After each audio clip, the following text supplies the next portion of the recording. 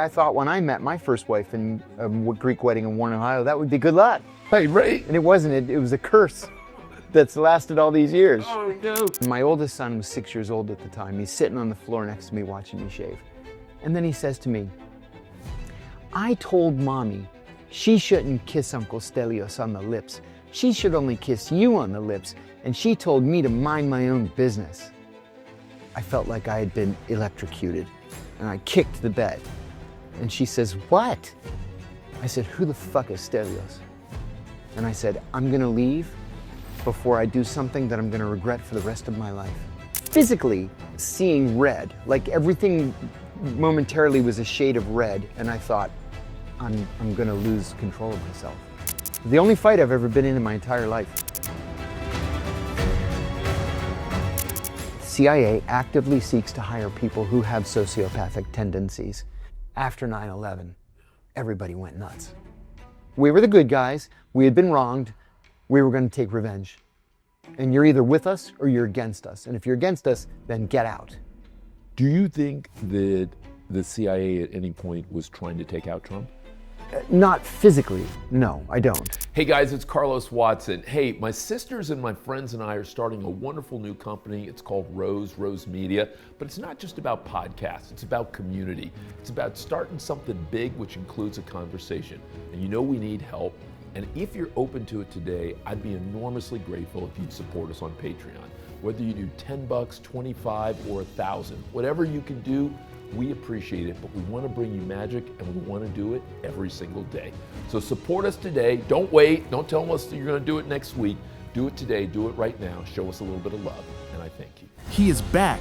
Emmy Award-winning journalist. He's interviewed presidents, rebels, icons, thinkers. He is Carlos Watson. So you guys grew up in Pittsburgh, is that Yeah, right? just north of Pittsburgh. Okay, where? It's called Newcastle. Okay. Kind of Amish country. Okay, and It's just made high school even worse. really, so was it quiet? Was it? It was very quiet. And how did they meet, Mom and Dad? How did they meet? At a Greek wedding in Warren, Ohio, which is why I thought when I met my first wife in a Greek wedding in Warren, Ohio, that would be good luck.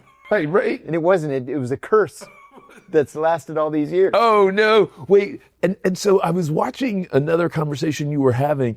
If you don't mind me asking, how did that end? How did the first marriage end? In April of 2000, we were living in Athens. Tough assignment for me because we were critical threat for terrorism. Athens, Greece, to be clear, not because there is an Athens, Ohio. Athens, Ohio. I think that's where your boy Joey Burrow's from. right. Yeah. Okay. That's right. Yeah. So I'm shaving, getting ready for work, and my oldest son was 6 years old at the time. He's sitting on the floor next to me watching me shave. And I'm asking him, so what are you going to do today? What are you going to learn today? You know, what are you going to play at recess? And then he says to me, I told Mommy she shouldn't kiss Uncle Stelios on the lips. She should only kiss you on the lips. And she told me to mind my own business. I felt like I had been electrocuted. So I wiped the shaving cream off my face. I went into the bedroom. She was sleeping, and I kicked the bed. And she says, what? I said, who the fuck is Stelios? She said, where did you hear that name? I said, who is he? And then she said, don't believe everything a 6-year-old says. And I said, I'm going to leave before I do something that I'm going to regret for the rest of my life. And so I got in the car and I went to work. And that afternoon, she started calling me every 5 seconds. And I just would let it go to voicemail. Finally, the secretary came into my office and she said, John, your wife's on the phone and she's crying. I said, yeah, she should be crying. And she said, no, she was in a car accident and she's injured. And I was like, for God's sake. So she was calling my phone again. So I picked it up and I said, what? And she said, I had gotten in an accident and I'm injured and the kids are crying. And so I drove up to the accident scene and the car she was first in a left-hand turn lane to make a left. There was a guy 5 cars back. Greeks are very impatient drivers. She went to make the left. He came from the back and just T-boned her and pushed the car up onto the sidewalk and demolished it. And she broke her wrist and it was a big mess. So I go up there and get out of my car, my fully armored, BMW 540 with, my 2 guns. And I said to him, what happened here? And he gets all excited. He says, your wife, inabutana, she's a whore. I said, my wife is a whore? And then he was in a coma for quite a while, 3 days. Oh, you had that built up. All day. Any other day, Yeah. I would have let it go. Yeah. Any other day. Yeah. So I got arrested. Right. Oh, you did? Oh, yeah. And How do you arrest the CIA station chief? No, I wasn't the chief. I said, look, I have diplomatic immunity. Yeah. So, I'm sorry. I'm wrong. I admit I'm wrong, but I have diplomatic immunity. Yeah. And they're like, okay, just sit in the cell. They left the cell door open and they let me keep my gun, which was nuts. Yeah. But then they brought me in, and the guy, he was clearly concussed. He hadn't yet kind of, faded out. That was at the hospital later. But he was sitting there in a chair, and he's just like, you could see like the birds tweeting, from the cartoons. And he says to me, so what happened? So I told the story. And then this is the police captain for the whole station. And he says to the guy, is that true? You called his wife a whore? And he said, yes, we got in an accident. She yelled at me and I called her a whore. I did not know that it is a crime to call a man's wife a whore in Greece. And so they charged him. Wow. And I said, listen, I can't get charged because I have diplomatic immunity, but in good conscience, please don't charge him. I beat him like almost to death. So they ended up dropping the charge. He filed a lawsuit against me later, but because I had immunity, it was just thrown out. And the only fight I've ever been in my entire life. Wow. What do you think would have happened if you hadn't left the house that morning? Because remember the moment you said, I'm going to leave here before I do something I regret? Yeah, so many different places where you could ask yourself what you would do in a certain circumstance. Was that a moment for you? Like if you had stayed there, do you think you could have crossed to the other side? I think it was possible on that day. I remember like physically seeing red, like everything momentarily was a shade of red. And I thought, I'm going to lose control of myself. I better leave. I remember my first operational boss telling me, as a general rule, he said, never lie to medical, finance, or security. They'll put you in prison. Never lie to me. I'll put you in the hospital. Wait. Medical, finance, and security. So medical because you could have something serious wrong. Because maybe you've got a drinking problem or you're snorting lines on the side to keep the hours going or, you're going down some kind of spiral and you don't want anybody to know. Interesting. And then finance?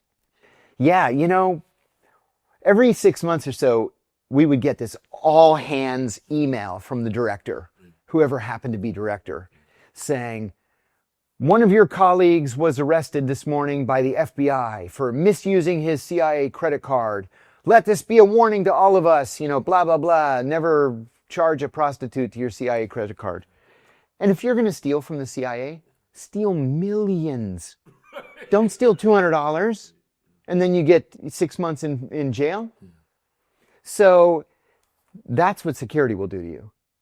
And then finance, the same thing. Well, security is worried that you're going to go to the Russian embassy and say, hey, listen, I have a gambling problem. I need 50 grand right now, and I can make it right for you. People would sell for that little? That's what Aldrich Ames sold for. His first meeting with the Russians, he needed to pay off a $50,000 credit card debt. And so he gave up the identities of 2 of our agents, and they were both immediately executed. 50,000 lousy dollars.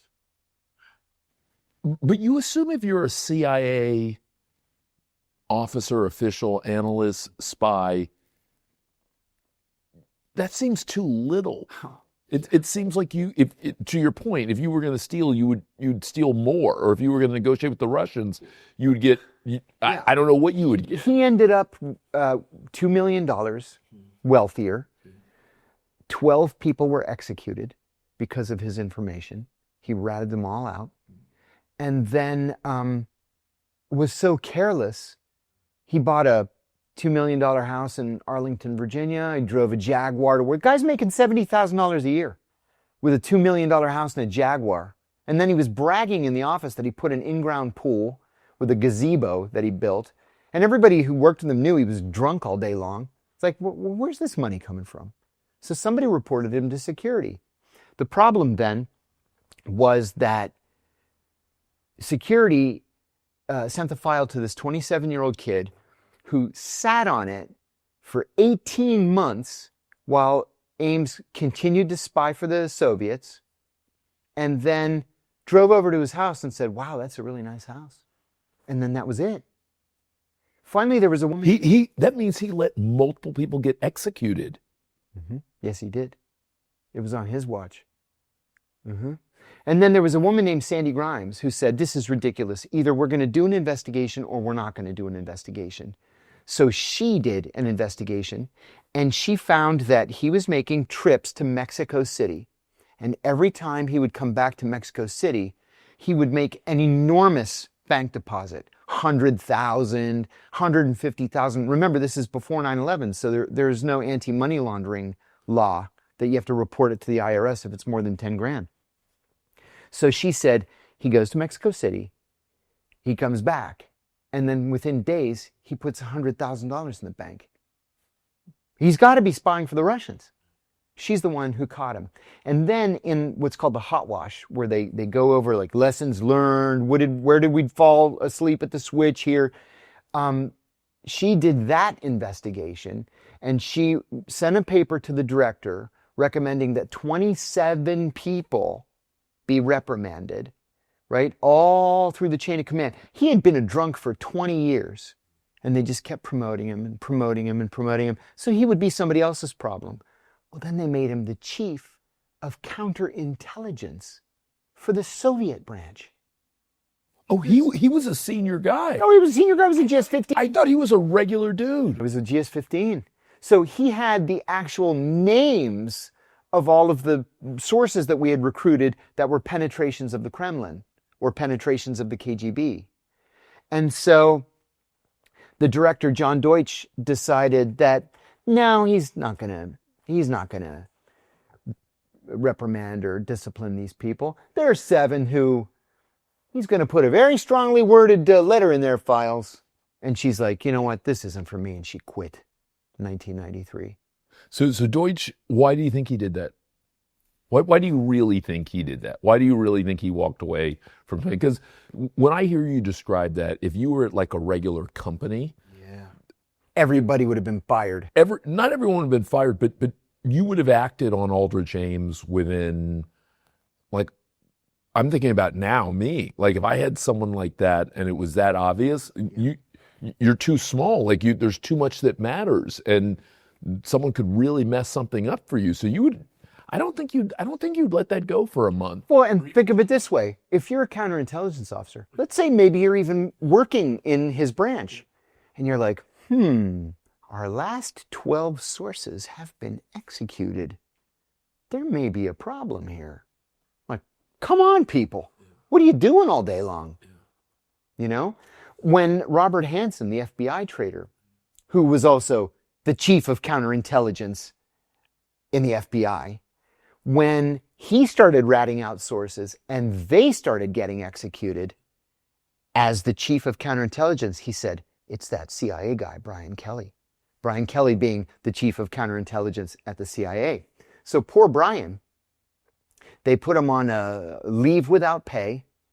They surround his house 24 hours a day with FBI agents.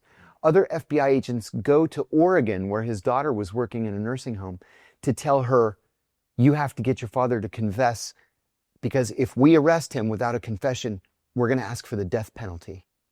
And Brian's like, I don't know what's happening here. It's not me. And then it turned out it was Hanssen. How long did it take for that to get unraveled? A year and a half. Wow. So what is it about the director of counterintelligence role that makes a person particularly susceptible to flip? You have to be like so clean in your personal life that it has to be like epic, noteworthy.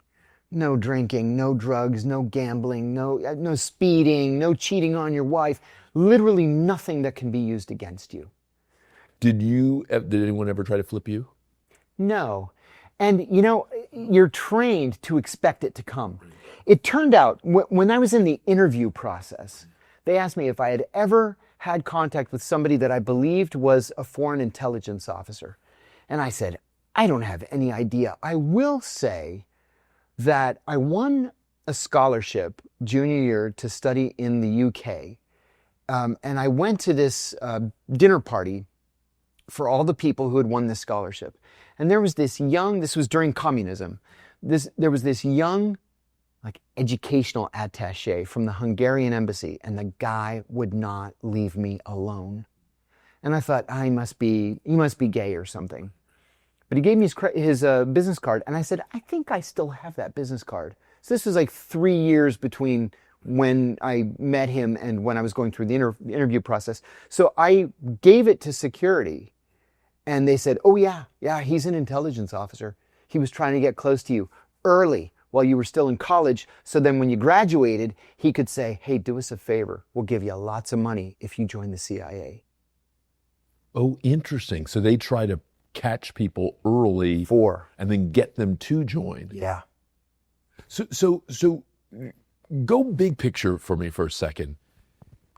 What are the 5 things that would surprise someone to know, given all the experience you've had in the CIA, intelligence, the rest, and given that most of us only know it through movies and TV and maybe a little other stuff, what are 5 things that would truly surprise us to find out that as someone who actually has been in intelligence? I'll try and come up with 5. Right off the bat, I'll tell you, most everybody at the working level at the CIA is really, really smart. They want nothing more than to serve the country and to protect Americans. God knows they don't do it for the money, because we never got paid anything. Number 1. Number 2, they're all humans at the same time. And so there are a lot of people who have problems. I'll give you an example. I worked for many years in the Counterterrorism Center. Now it's called the Counterterrorist Center. And one of the group chiefs came up to me one day and he said, hey, can you do me a favor? I said, of course. He said, can you go to Beirut this weekend to do a meeting? I said, sure. Well, why don't you send Phil to Beirut? He covers Lebanon. He said, I can't. He was psychovac, which means he went nuts. He had to be returned. He's not quite, not nuts yet. And so he's just not allowed to travel. He needs to sit at a desk for another 6 months and be evaluated by the shrinks. And then when he's not nuts, maybe they'll let him go back to Beirut. Number 2. Number 3, our very first high threat operation in Pakistan that I did when I was there. This would have been in like February of 2002. We're strapping on body armor. We're loading our guns, getting everybody set to go. And I said to this one guy, hey, Dan, what are you doing? Come on, get strapped up. He said, I can't go. I said, what do you mean you can't go? We're all going. We got doors to kick down. And he said, nah, I beat my wife. I can't carry a gun. Oh, okay. Don't beat your wife next time. And then we went and did our operation. We have a rule. If you've got a conviction for domestic violence, you can't carry a weapon. So what good are you to me in Pakistan when we're busting down doors to grab Al-Qaeda if you're a wife beater so you can't carry a gun? And they stuck to that. Hmm? What else would surprise me? What else about the way the world works would surprise me? What even if I think I'm a relatively pay attention, thoughtful Sophisticated person. guy, But yeah. what's going to surprise me, and maybe I'll even frame it this way, and I know you've got 5 kids, is that right? 5 kids. So assume that I'm one of your sons, or assume that I'm a close brother of yours, and we haven't seen each other for 20 years, and for whatever reason you're going to go away, so we're only having one conversation. What are you going to tell me about the way the world works? That, like, because I'm not going to figure it out on my own, or it's going to take me 30 years. It's going to figure out sound on my own. cynical. That's okay. But I want to hear it, because again, you have an experience set, not only with the intelligence agencies, but including with intelligence, that very few of us will ever have. And I also have, for a variety of reasons, including my mom's battle with cancer and a few other things, I've come to not believe conventional wisdom in the way that I once did.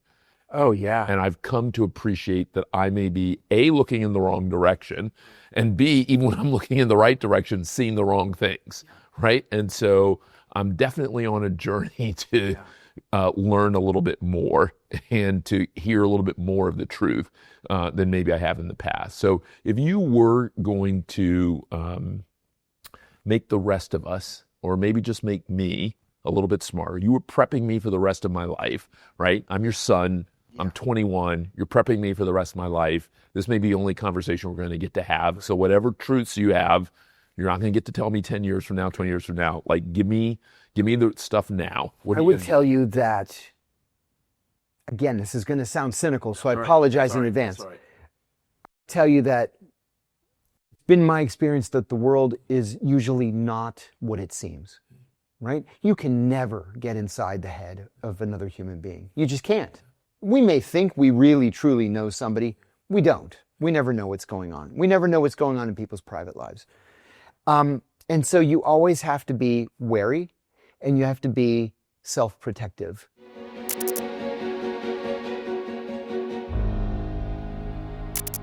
The CIA, I've said this 1,000 times in the podcast, but I'm going to say it again. The CIA actively seeks to hire people who have sociopathic tendencies. People, not sociopaths. Sociopaths have no conscience. People with sociopathic tendencies do have a conscience. They do react in a polygraph exam. But because we believe we're the good guys, we're happy to work in legal, moral, and ethical gray areas. But sociopaths easily slip through the process because you can't trip them up on a polygraph. They have no conscience, so they don't react. That's the problem. Sociopaths slip through. Now, you know as well as anybody that sociopaths are common among C-suite officials in companies. That's how they got to be CEO, CFO, COO, on the backs of the people around them. They're not the nicest people in the world, but they're not criminals either, because they can self-regulate. Some people can't self-regulate, especially when you convince yourself that you have the power and authority of the CIA behind you. You think you can get away with anything, and you can't. So there's a lot more criminality at the CIA than you might imagine.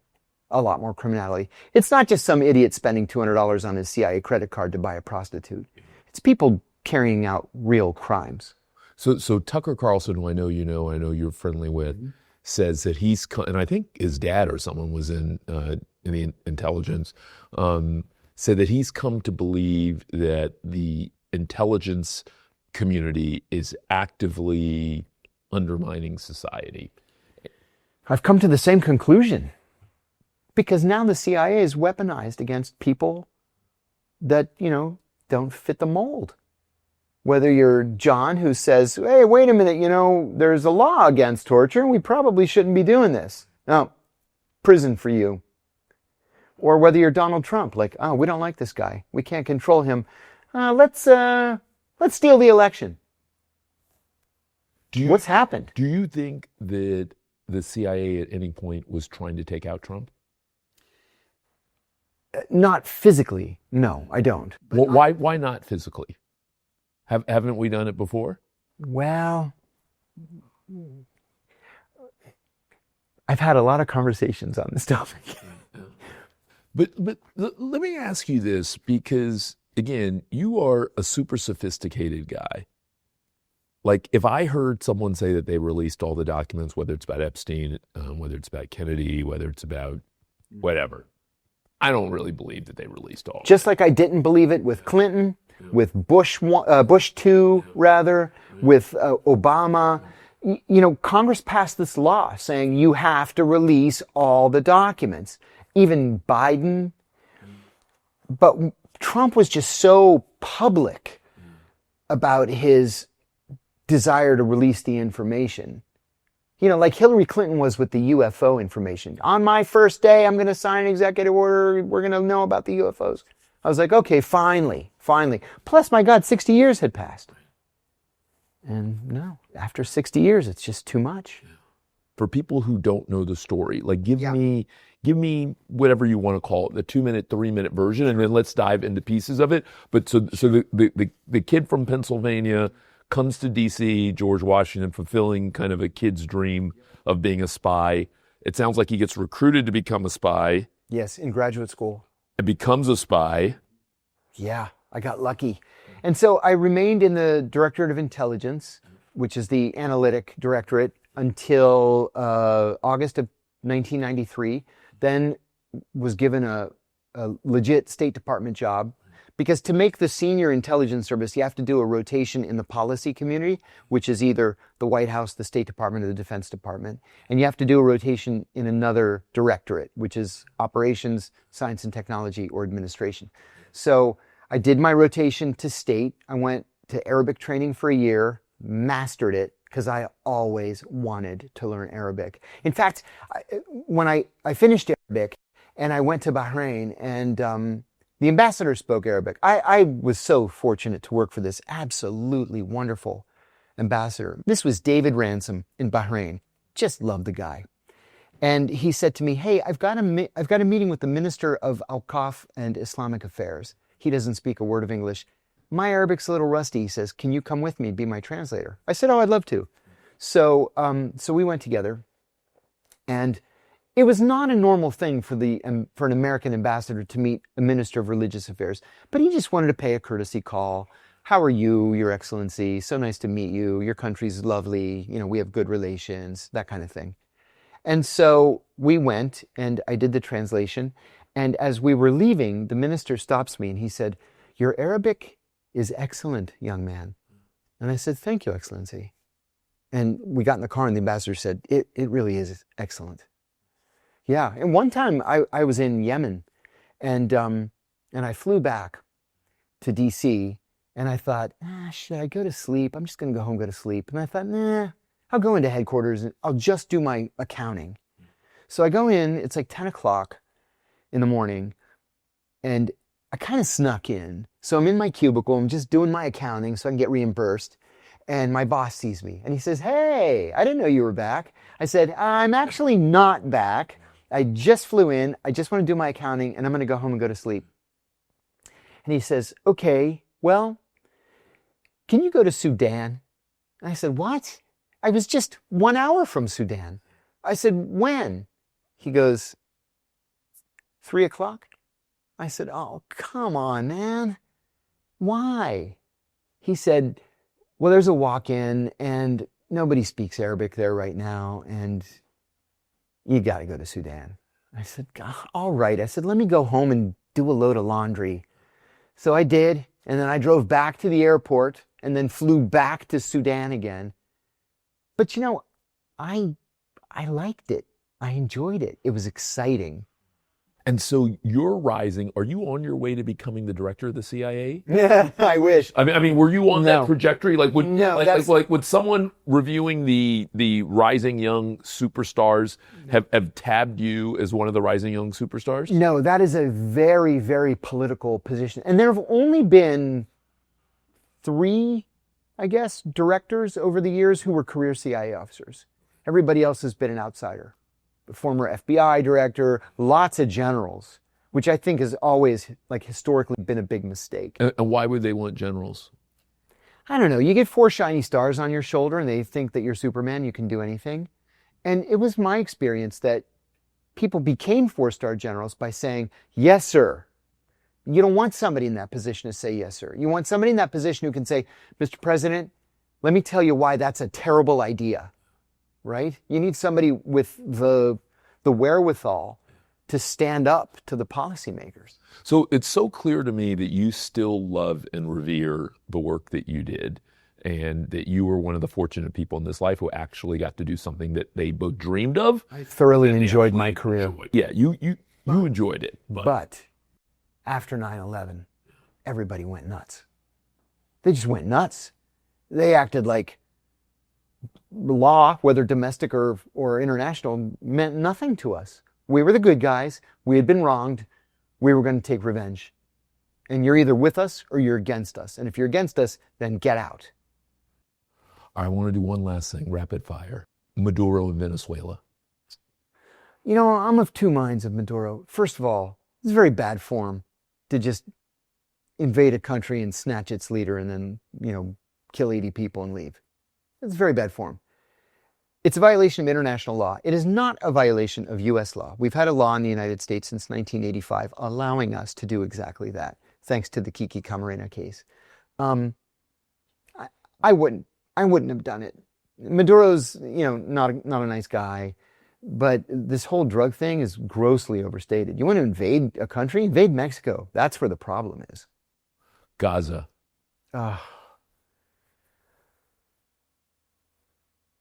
I stand wholeheartedly with the people of Gaza.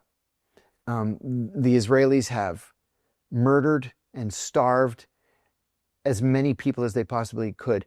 Listen, October 7th was a terrible, terrible event. It was a terrorist attack perpetrated by a terrorist group. But your response can't be to kill everybody, right? At least 70,000 people, almost all of whom have been civilians, and then mostly women and children. Okay, that's not a policy. That's genocide. And it's a violation of international law. And who should know that better than the Israelis? And where do you think this ends? I think with continued ethnic cleansing of Gaza. The policy is to drive them out, make them emigrate, and they don't care to where. Just get out and let Israeli settlers resettle Gaza. Last question, your favorite book? It's a book that nobody's ever heard of. It's called How Can I Keep From Singing? It's the biography of Pete Seeger, the folk singer. Pete became, besides my dad and my grandfather, Pete was the most important man in my life. It's funny, we exchanged Christmas cards for years. And then when I got in trouble, he rallied to my support. And he said to me one time, you and I have the greatest differences in our backgrounds. Like, what is it about me that has attracted you? And I said, Pete, you stood up to them. In 1958, you stood up to them. All you had to say is, on the advice of counsel, I decline to answer your question, Senator. And you didn't. You said, based on the First Amendment, I don't have to tell you with whom I associate. Everybody's pleading the Fifth. He pleaded the First, and they sent him to prison for it. It was overturned on appeal, but he wasn't afraid of them. And so I wanted to be like Pete. Hey guys, that was a hell of a conversation. I mean, John Kiriakou was being super modest. He clearly is a guy who was a star within the CIA, on his way to becoming director of the CIA one day, and ultimately ended up with a very different life. Life in prison, life in infamy, life restarting in many ways, but an incredibly wise and insightful and clearly skillful guy. As I told him later on, maybe one of the best 5 or 6 storytellers I've ever met, and I've met some really good storytellers. Hope you enjoyed this. Hit us in the comments. Tell me what you thought about this and whether or not we should have more comments like this. Up next in the future, I've got a former KGB spy who's going to stop by the Carlos podcast. You're not going to want to miss that. See you soon.